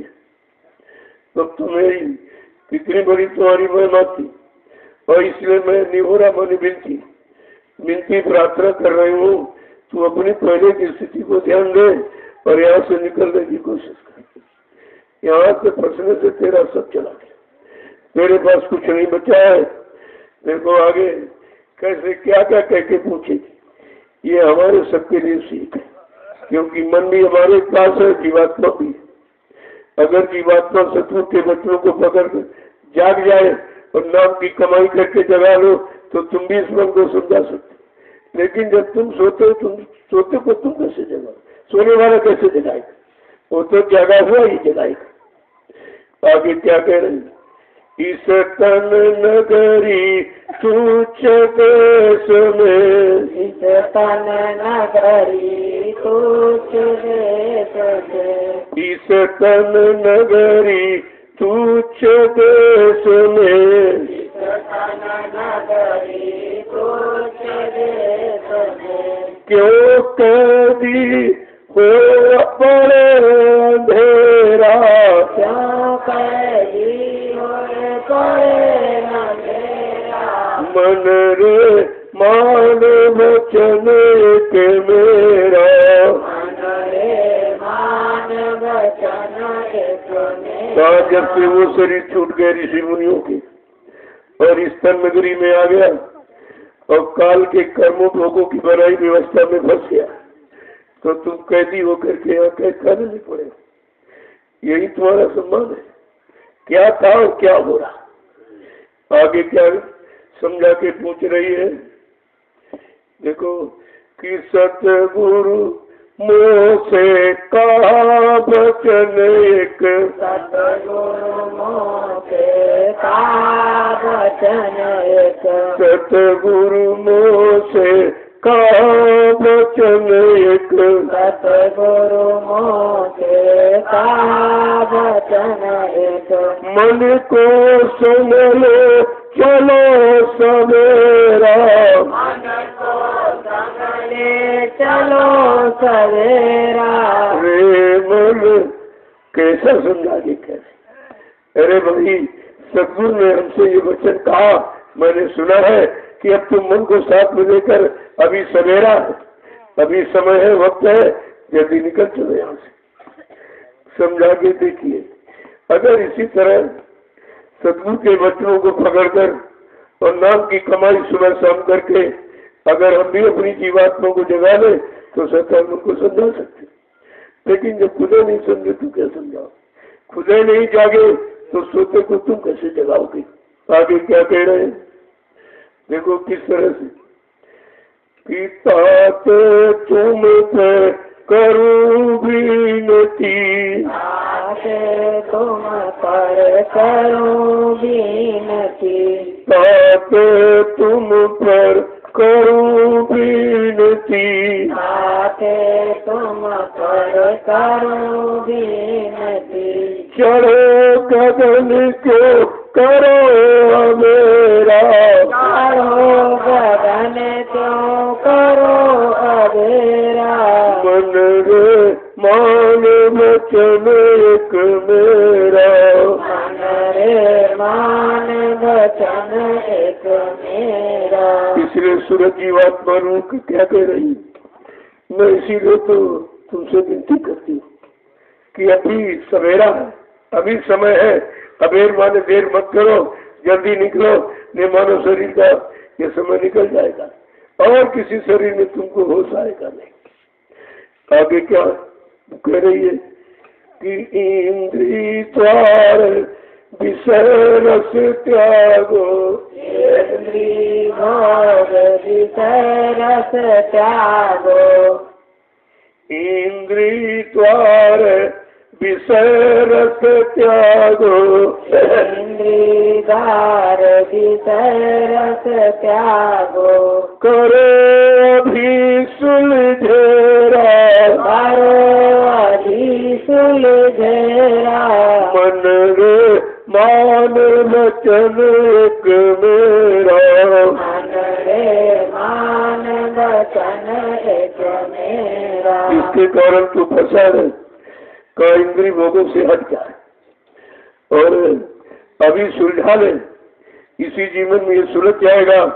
अगर कर्मानुसार और पशु पक्षियों की योनि में चला गया तो वहाँ ये सुधार नहीं होगा कि तुम सा संगी और न कोई, तुम सा संगी और न कोई, तुम सा संगी और न कोई, तुम सा संगी और न कोई।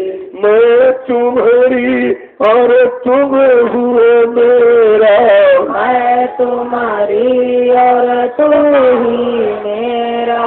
मन रे मान वचन एक मेरा, मन रे मान वचन एक मेरा। तुमसे मेरा और कोई साथी नहीं है, क्योंकि मैंने तुमको अपना साथी बनाया था और ये वादा किया था कि बगैर तुमको साथ ले मैं वापस नहीं हूँ। कहा कि और तुम्हारे सिवा मेरा कोई नहीं और तुमको मेरा सिवा कोई नहीं। तो दोनों जब एक ही हो गए तब एक दूसरे की बात अच्छी मान लो। आगे क्या कहें कि मुझे दासी का कहना मानो, मुझे दासी का कहना मानो, मुझे दासी का कहना मानो, मुझे दासी का कहना मानो। गगन मंडल चढ़ बांधो तेरा, गगन मंडल चढ़ बांधो तेरा। मन रे मान वचन एक मेरा, मन रे मान वचन एक मेरा। मेरी मुझ दासी का कहना कितनी आधीनी में कह रहे, जबकि सर्वोपरि यही है, मन कुछ नहीं, फिर भी बड़ी आधीनी से प्रार्थना करती है, अरे भाई मुझ दासी का कहना मान लो और चलो जहाँ तुम्हारा घर है वो गगन मंडल पर अपना डेरा बनाओ। यहाँ तो क्यों डेरा डाले बैठे, ये तुम्हारा देश भी नहीं है, यहाँ किसी शरीर में रहने भी नहीं देता, कभी जन्म देता फिर मार देता, फिर जन्म फिर मार देता। आगे समझा के क्या करेंगे, तो कोई एक वचन जब इस तरीके से समझोगे तभी तुम समझा पाओगे। और जब बुराइयों धरने पड़े तो तुम्हारे में समझ तो बुराई की है, अच्छाई की नहीं। आगे क्या करें कि जैसे थे वैसे फिर हुई हो, वैसे फिर हुई हो, जैसे थे वैसे फिर हुई हो, जैसे थे वैसे फिर हुई हो।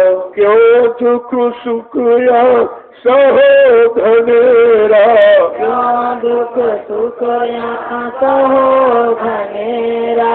मन रे मान वचन एक मेरा, मन रे मान वचन एक मेरा। ये दुख सुख के चक्कर में क्यों पड़े, क्यों ये मार खा रहे हो बार बार जन्म मरण। कहा कि अब जैसे थे वैसे फिर हो जाओगे, अगर मेरी प्रार्थना स्वीकार कर लो, मैं सतगुरु से वचन सुन के आई हूँ, अगर वो मान लो तुम जैसे थे फिर वैसे हो जाओ, वही मान सम्मान तुम्हारा फिर होने लगेगा। आगे क्या कह रही कि सतगुरु पूरे भेद बताया,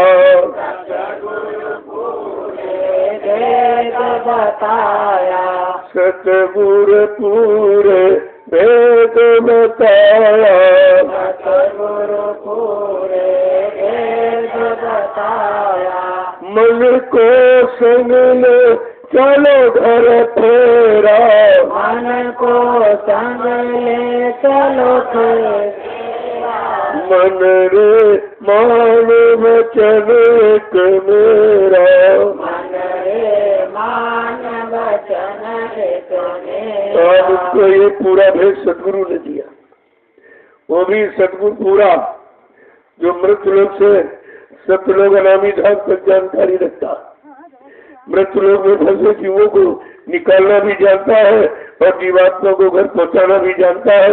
ऐसे सतगुरु पूरे से मैंने ये वचन सुने और तुम्हें बताते। उन्होंने कहा मन को संग में लेकर के जल्दी अपने घर की तरफ यानी चल पड़ो। आगे क्या कह रहे हैं कि मैं हूँ सूरत पड़ी बस तेरे, मैं हूँ सूरत पड़ी बस तेरे, मैं हूँ सूरत पड़ी बस तेरे, मैं हूँ सूरत पड़ी बस तेरे, बिन तुम मदद सत नहीं है रा,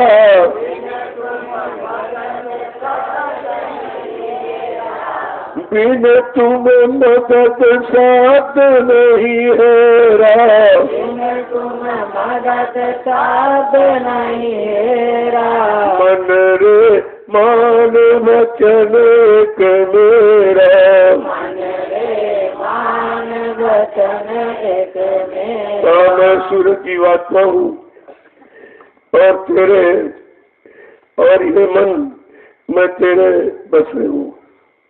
बस इस बात की है कि मैंने वादा तुझसे किया था कि बगैर तुमको साथ ले मैं भविष्य नहीं हूँ। बस यही एक वचन मुझे रोके पड़ा है और इसी वचन के कारण मैं तेरे से बंधी हूँ। मैं हमारा तुम्हारा क्या समझ, तू त्रिपुरी धाम का, मैं शत्रु की रहने वाली। मेरे को वादे का कितना बड़ा और तुम कह रहे सतगुरु ने वादा किया, चले गए भूल के कुछ नहीं किया। ये वादे की महिमा मैंने सुनिए तब तुम्हें समझ में आएगा वादा वादा होता है। आगे क्या कह रहे कि मैं हूँ सूरत पड़ी बस तेरे, मैं जीवात्मा अब तेरे बस में हूँ क्योंकि मैंने तुझसे वादा कर दिया। केवल वादा की वशीभूत हूँ और बिना तुम्हारी मदद के मैं सबको पकड़ के उधर कैसे जाऊंगी। मैं वादा खिलाफी हो जाएगी। आगे क्या कह रही है कि जो या कहना न मानो मेरी, मानो मेरी, जो या कहना न मानो मेरी, जोया कहना मानो मेरी, तो 84 करे बसेरा, ओ 84 करे बसेरा, मन रे मान वचन एक मेरा, मन रे मान वचन एक मेरा। अब जीवात्मा कहती है हे मन, मुझ दासी का कहना जो आपकी बात तुमने नहीं माना तो मनुष्य शरीर में यानी जो चारों खानों से निकलने की ये बॉर्डर यूनी है, चारों खानों से निकलने की, अगर ये निकल जाएगा तो तेरी 84 फिर कोई छुटा नहीं सकता।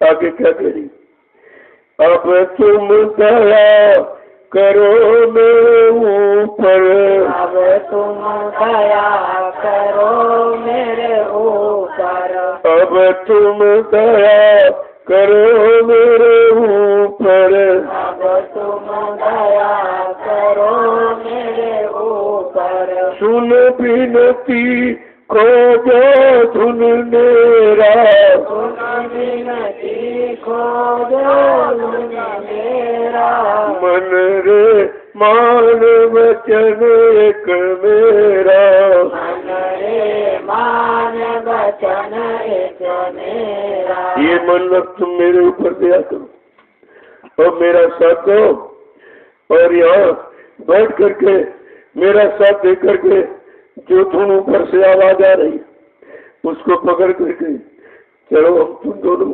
अपनी वतन की तरफ चले।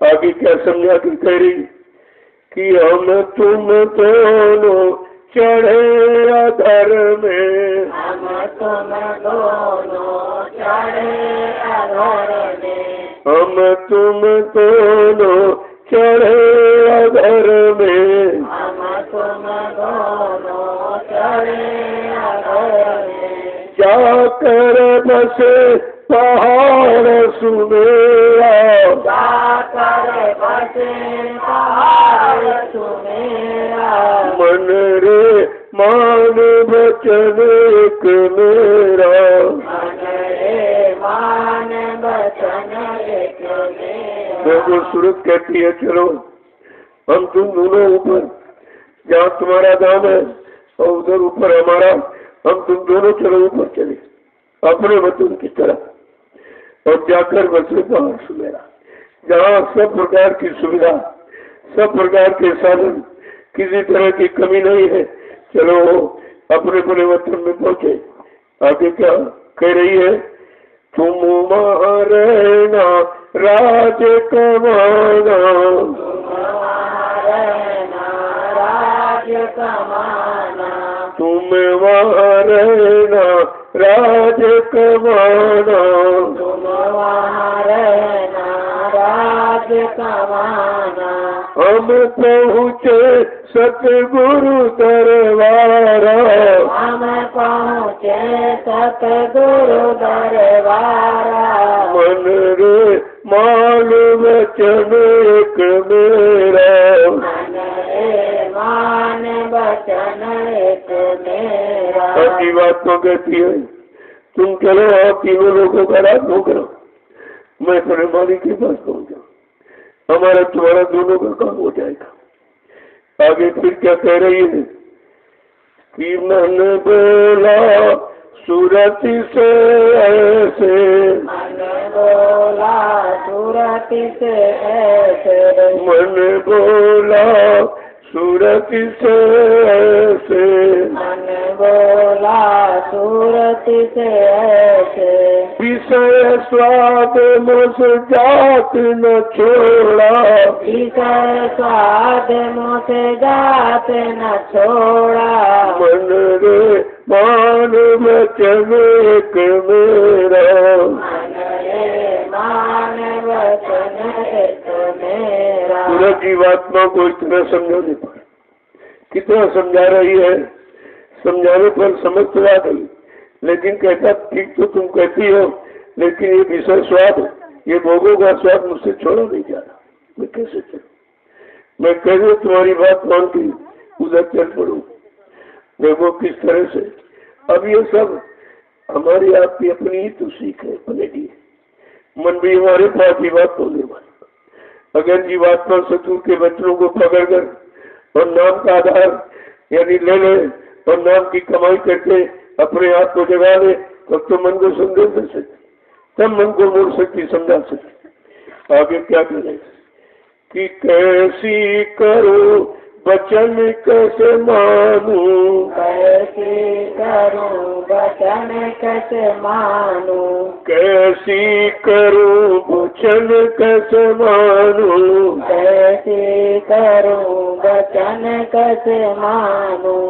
मैं इंद्री बस हुआ न थोड़ा, मैं जीवत हुआ न थोड़ा, मन रे मान वचन एक मेरा, मन रे मान वचन एक मेरा। देखो समझाने से समझ तो आ गई, लेकिन मन कहता है मैं चाहता भी हूँ तुम्हारी बात मान लूं, पर मैं इंद्रियों के बस थोड़ा बहुत नहीं, बहुत वसीभूत हो गया, थोड़ा बहुत नहीं वसीभूत, बहुत ज्यादा वसीभूत हो गया हूँ। अब वहां से निकलना मेरे लिए बड़ा संभव दिखाई देता है। आगे क्या करें कि बल पौरुष मैं सब ही हारा, बल पौरुष मैं सब ही हारा, बल पौरुष मैं सब ही हारा, बल पौरुष मैं सब ही हारा। अब इनसे बस चले न मेरा, से बस चले न मेरा, मन रे मान वचन एक मेरा, मन रे मान वचन एक मेरा। मन तेरा मैं तो सफर भगवान साथ चुका, मेरे बस का कुछ नहीं, मैं इतना ज्यादा यानी डूब गया हूँ भोगों में, मेरे बस का कुछ रहा नहीं है। और कह रहा जब इनसे और इनसे मेरा कोई जोर भी नहीं चला, कि मैं कैसे अपनी ताकत शक्ति जोर लगा तो मैं यहां से निकलूं। आगे क्या कह रही है? मन क्या कह रहा कि मैं चाहूं छोड़न भोगन को, छोड़न भोगन को, मैं चाहूं छोड़न भोगन को,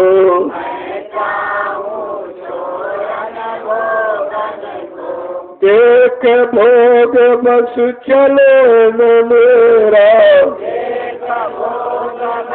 चले न मेरा, मन रे मान वचन एक मेरा, मन रे मान वचन एक मेरा। मन कह रहा तुम्हारी बात सुनकर इच्छा तो हो रही कि छोड़ नहीं सब, लेकिन क्या करा, जब भोगों को देखता हूँ तो फिर लालच आ जाता, फिर मैं उसी में गिर जाता हूँ। कहा कि मेरे पास कोई स्वतः की शक्ति ताकत नहीं कि मैं कैसे निकलूं, कि आगे पीछे बहु पछताऊं, आगे पीछे बहु पछताऊं, आगे पीछे बहु पछताऊं, आगे पीछे बहु पछताऊं, समय पड़े पर होवत चोरा, समय पड़े पर होवे चोरा, मन रे मान वचन एक मेरा, मन रे मान वचन एक मेरा।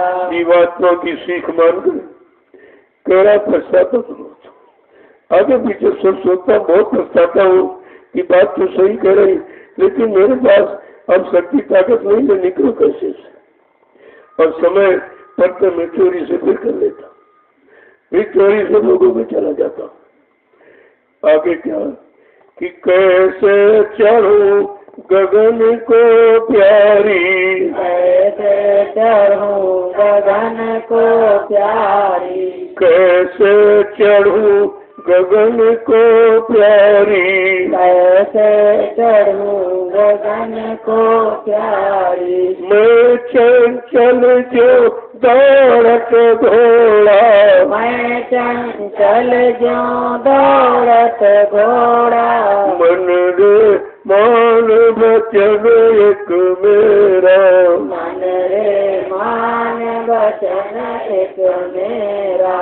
कहा मैं सूरत तुमसे बहुत प्यार करती हूँ और तुम मुझसे बहुत प्यार नहीं करते, पर हम गगन में कैसे चलूं, ये मेरे बस की बात नहीं रही, मेरे में कोई शक्ति ताकत सामर्थ्य नहीं, मैं हाथ चुका आगे। और ऐसा ये इतना चंचल हो गया हूँ जैसे घोड़ा दौड़ता है। आगे क्या करे कि ताते तो से कहूँ जतन में, ताते तो से कहूँ जतन में, ताते तो से कहूँ जतन में, ताते तो से कहूँ जतन में, चल सतगुरु पे करूँ निहोरा, चल सतगुरु पे करूँ निहोरा, चल सतगुरु पे करूँ निहोरा, चल सतगुरु पर करूँ निहोरा, मन रे मान वचन एक मेरा, मन रे मान वचन एक मेरा। कह रहा कि मैं तुमसे एक जतन बताऊं, अब वो जतन बता रहा उल्टे, क्योंकि समझ में आ गया। कहा एक जतन बताओ कि चलो सतगुरु पर विनती करें, और तो कोई काम बस का है नहीं, अपने से कुछ होने वाला नहीं, इतना भर चुका हूँ, निकलना मुश्किल है, और कोई ताकत शक्ति सब हाथ चुका हूँ, चलो एक यत्न दिखाई दे रहा कि सतगुरु दयाल से चलो प्रार्थना करें। आगे क्या है कि शरण पड़े मिलकर हम दोनों, शरण पड़े मिलकर हम दोनों, शरण पड़े मिलकर हम दोनों,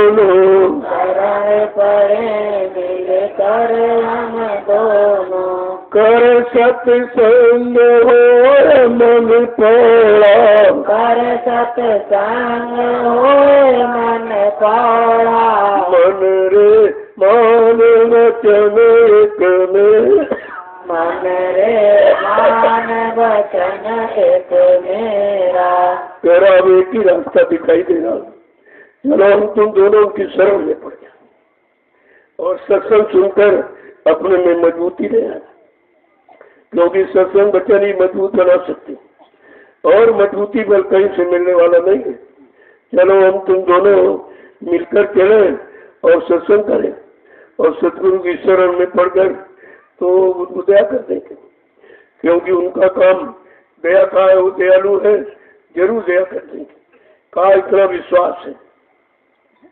आगे क्या कहना कि दया करे सतगुरु जब अपनी, दया करे सतगुरु जब अपनी, दया करे सतगुरु जब अपनी, दया करे सतगुरु जब अपनी, पल पल राखे मोह को मोड़ा, पल पल राखे मन को मोड़ा, मन अब मान वचन एक मेरा, मन अब मान वचन एक मेरा। मुझे तुम्हारी बातों से पक्का विश्वास हो गया है। चलो उनकी शरण में चले और प्रार्थना विनती करेंगे और वो दया जरूर करेगी। वो दयालु है और हमारे इस शैतान मन को अपनी तरफ मोड़ के रखेंगे, अब भोगों की तरफ नहीं जाने देंगे। आगे क्या कह रहा कि मैं अपने बल चढ़ू न कबहू, मैं अपने बल चढ़ू न कबहू, मैं अपने बल चढ़ू न कबहू, मैं अपने बल चढ़ू न कबहू, जब लग मिले न गुरु बंदी छोरा, जब लग गुरु मिलन बंदी छोरा, जब लग मिले न गुरु बंदी छोरा, जब लग गुरु बंदी छोरा, मन रे मान वचन एक मेरा, मन रे मान वचन एक मेरा। मन कर आपका विश्वास है, मैं अपने बल से नहीं चल सकता, मेरे पर कोई बल पुरुष नहीं है। और जब तक वो बंधन छुड़ाने वाले बंदी छोर सतगुरु दया नहीं मिलेंगे, उनकी दया नहीं मिलेगी, वो सहारा नहीं देंगे, तब तक मैं उधर की तरफ चल ही नहीं सकता। आगे क्या है कि सुन कर सूरत अधिक हरसानी, कर सूरत अधिक हरसानी, सुन कर सूरत अधिक हरसानी, सुन कर सूरत अधिक हरसानी, चल जल्दी वो बंधन तोड़ा, चल जल्दी वो बंधन तोड़ा, मन रे मान वचन एक मेरा, मन रे मान वचन एक मेरा। जो सूरत चाहती थी देखो कितने देर में उसकी समझ आई। कहा चलो हम तुम दोनों चलेंगे और जल्दी से इस बंधन से मुक्त हो जाएंगे, लेकिन बगैर सतगुरु दयाल जो बंदी छोड़ है, जो बंधन से मुक्त कराने आए हैं, जब तक उनकी दया कृपा नहीं मिलेगी हम उधर की तरफ जा ही नहीं सकते। कि सत्संग शरण कही अब दोनों, अब दोनों, सत्संग शरण गही अब दोनों, सत्संग शरण गही अब दोनों, भर भर पीवत अमी कटोरा, भर भर पीवत अमी कटोरा, मन रे मान वचन एक मेरा, मन रे मान वचन एक मेरा। सही बात तो ये है कि अब जब भेद मिल गया सदगुरु से और चढ़ाई होने लगी, तब कहते हैं, तब कह रहे कि चलो, जब चढ़ाई हो गई वहां पहुंचा तो केवल भर भर अमृत के कटोरे पर बदलने लगा। तब कहता, अगर तुम इस तरह का संदेश न देती और मैं ये बात को न मानता और सदगुरु दयाल हम दोनों पर दया न करते तो ये पीने को नहीं मिलता। तो कितनी बड़ी दया कृपा यानी समृद्ध सदगुरु की हो कि जब हम तुम उधर की तरफ चले तभी उनका लाभ मिला। इसी तरह से हम सब लोग अपनी अपनी जीवात्मा को से अगर को जगा ले और जीवात्मा जाकर हमारे आपके शैतान मन को समझाने लगे तो ये काम असंभव नहीं, लेकिन बगैर सदगुरु दयाल के ये काम हो नहीं सकता। और कोई ज्ञानी विज्ञानी धनवान बलवान बुद्धिमान ये काम नहीं कर सकता। तो वो कितना बड़ा इसलिए बता रहे हैं कि जब सदगुरु दयाल मिल जाए तब उसमें कोई खोट कमी नहीं देखनी चाहिए। उनके बच्चों में शंका संदेह भ्रम नहीं करना चाहिए। तुरंत पकड़ कर धीरे धीरे चलने की तैयारी कर। जब चलने लगेंगे तो एक नए दिन पहुंच जाएंगे, और जब चलोगे नहीं केवल सोचते रहोगे कि हाँ चलना है चलना है, हाँ करना नहीं, आज नहीं कल कर लेंगे, कल नहीं परसों कर लेंगे, ये धीरे धीरे समय निकल जाएगा। जो करना है उसको अभी शुरू कर दो तो धीरे धीरे धीरे ये बिगड़ा काम सत्य हो सकता। जय गुरुदेव,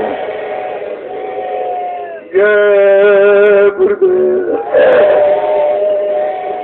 जय गुरुदेव,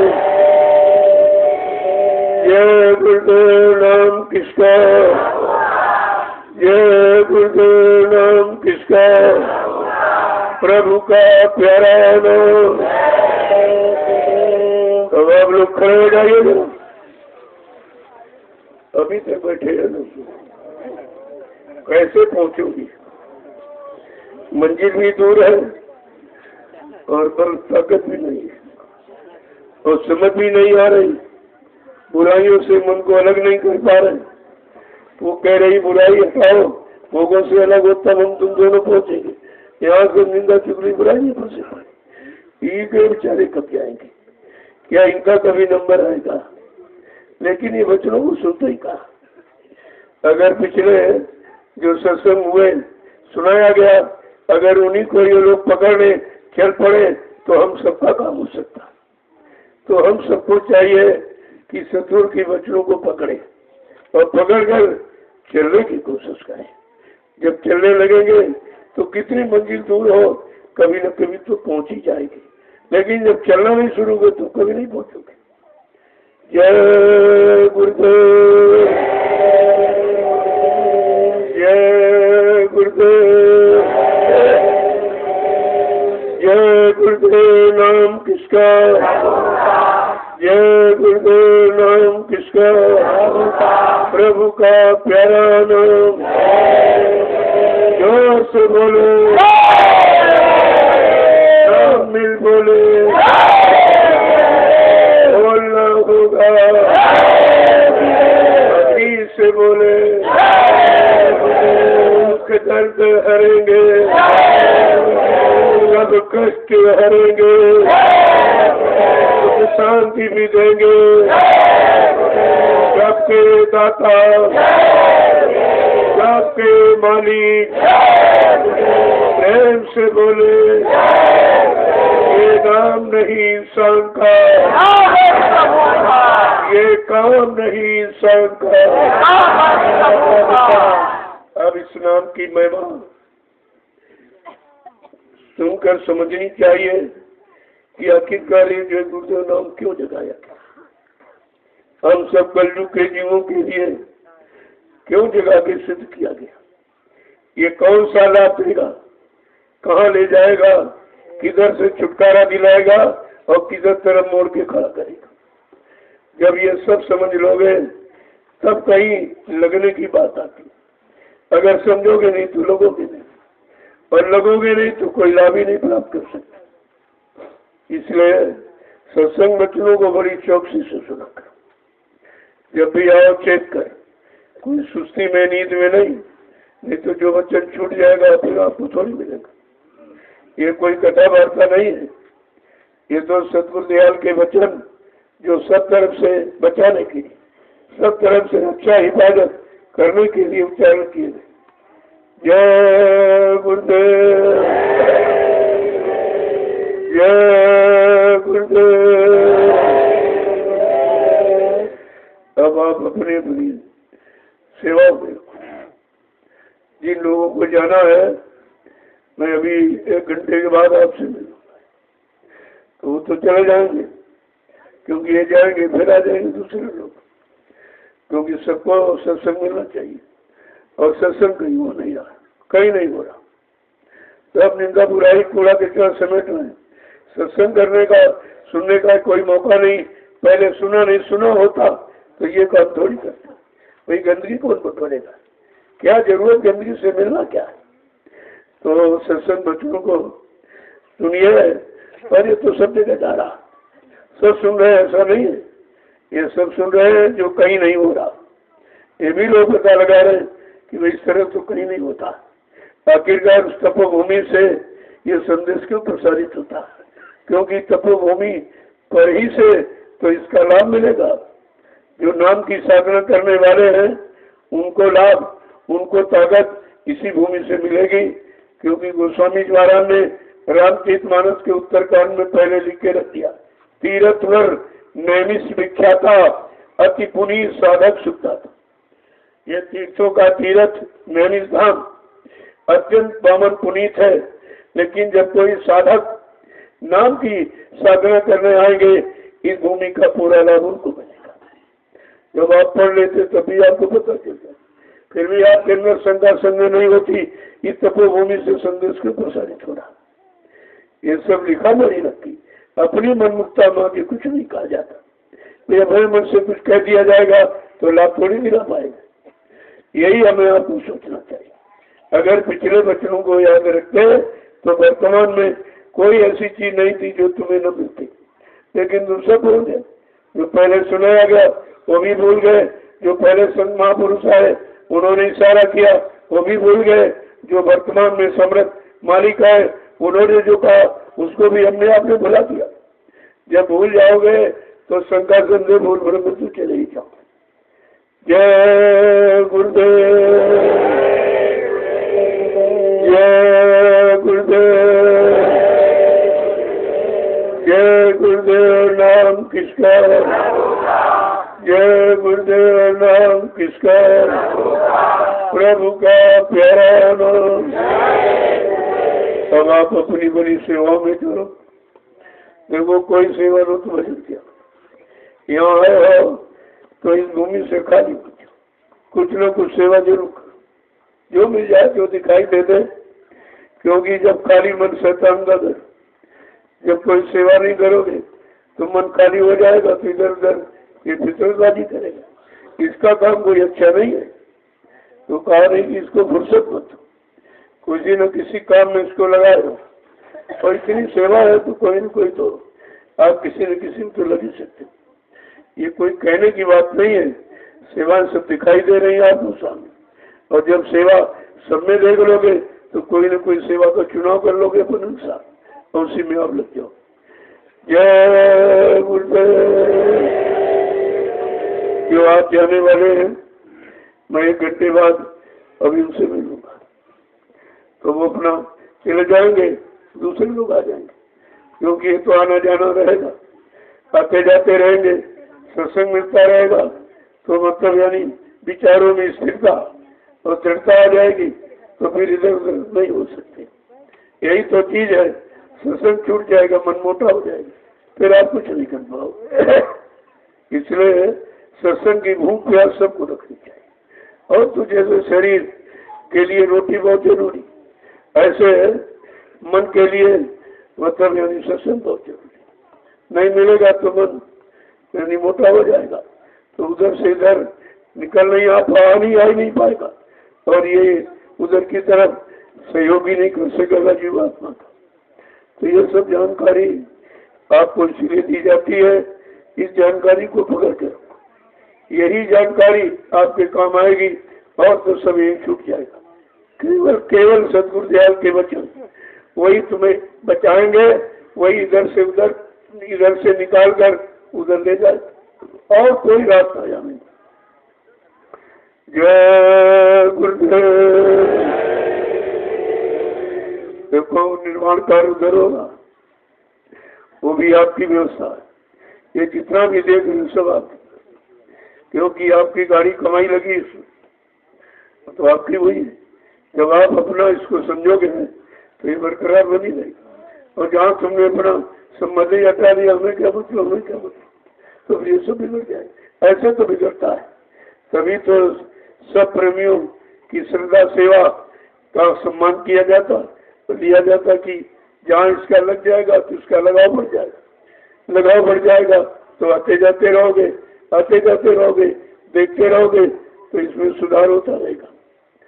जय गुरुदेव। ये संदेश सब में जा रहा, पूरा हिंदुस्तान देश सुन रहा, ऐसा नहीं है, सब सुनते, आप भी सुनते, सब सुनते। और सबके अंदर इच्छा हो रही कि भाई बहुत दिन हो गए कहीं सत्संग नहीं मिला, और सत्संग होता भी नहीं है क्योंकि चारों तरफ बंदी लग गई। सत्य में बंदी नहीं, झूठ में बंदी होती। जहाँ झूठ है, जहाँ जिससे परेशानियां हैं, बीमारियां बढ़ रही, लड़ाई झगड़े बढ़ रहे, कुप्रभाव मन पर पड़ रहा है, उससे बंद कर दिया जाता है। लेकिन सच्ची अच्छी चीज कभी बंद नहीं होती। अब तुम सच्ची अच्छी समझते ही नहीं हो। तुम जिन बुराइयों पर उसी को अच्छा मान रहे, तभी तो कर रहे हो। जब अच्छा मान लोगे, बुराई को अच्छी मानता दे दोगे, अच्छा मान लोगे, तो बुराई से कभी नहीं निकलो, क्योंकि तुमने तुमको उसको अच्छा मान लिया। लेकिन बुराई तो बुराई है और अच्छा ही अच्छा है। ये दोनों चीज समझिए आप, तो धीरज से दोनों को समझ लोगे तो बुराइयों से अलग हो जाओगे, अच्छाइयों को पकड़कर अच्छे रास्ते पर चल पड़ोगे, तो तुम्हारा काम हो जाएगा। जय गुरुदेव। अब आपके लिए अपनी बड़ी सेवा में मैं बाकी लोगों से शाम को ही मिलूंगा, वहाँ संदेश होगा, और फिर आपको आपका दर्शन करूंगा और आपको प्रसाद मिल जाएगा। देखो ये काम भी कहीं नहीं होता, कहीं चले जाओ तुम्हें कोई प्रसाद नहीं देता, तुमसे तो ले लेंगे लेकिन देंगे, क्योंकि देना सीखा नहीं। जब लेना सीखा है, देना सीखा नहीं तो देना कौन। ये सब विचार आपको रखना चाहिए। जब सब जगह जाओगे, देखोगे, सबकी सुनोगे, तब आपकी समझ में आ जाएगा कि हमको कहाँ टिकना, कहाँ रुकना चाहिए।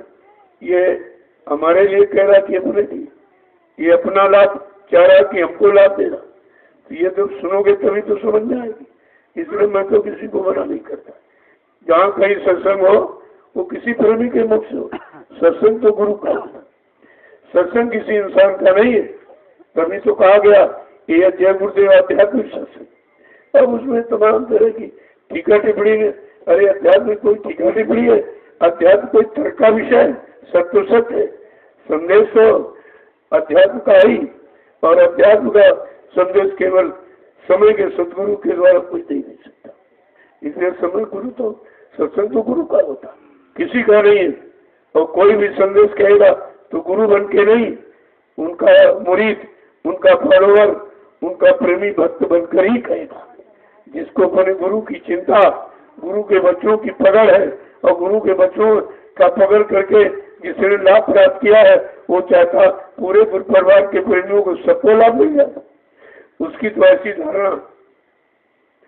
जय गुरुदेव। अब आपके लिए जो लोग जाने वाले हैं अभी निकलेंगे, अगर शाम को निकलेंगे तो मतलब वही आपसे मिलूंगा। कल जाओगे सुबह जल्दी तो वही मिलूंगा। अगर आज इसको जाना अभी 1 घंटे बाद मैं आपसे ही मिलूंगा। कुछ कहना है मतलब यानी किसी तरह की कोई तो आपकी सुन ली जाती। और काम तो जय गुरुदेव नाम नहीं करता, कोई इंसान नहीं काम इसी नाम से। अब ये है जिसने इस नाम को पकड़ लिया और समझ लिया, नाम की महिमा को जान लिया, तो कह देता तो काम हो जाता। काम तो गुरु की दया से होता है। अब ये दया किस मनुष्य बोल से मिलेगी, कैसे मिलेगी, वो तो जब आप समझोगे तभी तुम्हारी समझ में आएगा। जय गुरुदेव।